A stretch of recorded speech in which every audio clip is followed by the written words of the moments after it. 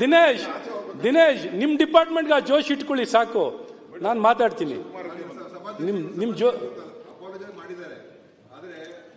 ತಪ್ಪು ಮಾಡಿದೀನಿ ಅಂತ ಗ್ರಹಿಕೆ ಬಂದು ಅಪಾಲಜೈಸ್ ಮಾಡಿದ್ರೆ ಅದಕ್ಕೆ ಅರ್ಥ ಇದೆ. ಅವ್ರು ತಪ್ಪು ಮಾಡಿದ ಗ್ರಹಿಕೆನೇ ಇಲ್ಲ, ಸುಮ್ಮನೆ ರೆಕಾರ್ಡ್ಗೋಸ್ಕರ ಅಪಾಲಜೈಸ್ ಮಾಡಿದ್ದಾರೆ. ಉತ್ತರ ಹೇಳಿ ಅವರು. ಆಯ್ತು, ಕಂಟಿನ್ಯೂ ಮಾಡಿ, ಫಿನಿಶ್. ಈಗ ನನ್ನ ಎದೆ ಸೀಳಿ ಅವ್ರಿಗೆ ತೋರಿಸ್ತೀನಿ ಬೇಗ. ಓಕೆ, ನಾನು ಈಗ ನಾನು ಯಾಕಿದ್ ನನ್ನ ಸ್ವಂತಕ್ಕೆ ಮಾತಾಡ್ತಿರ್ಲಿಲ್ಲ.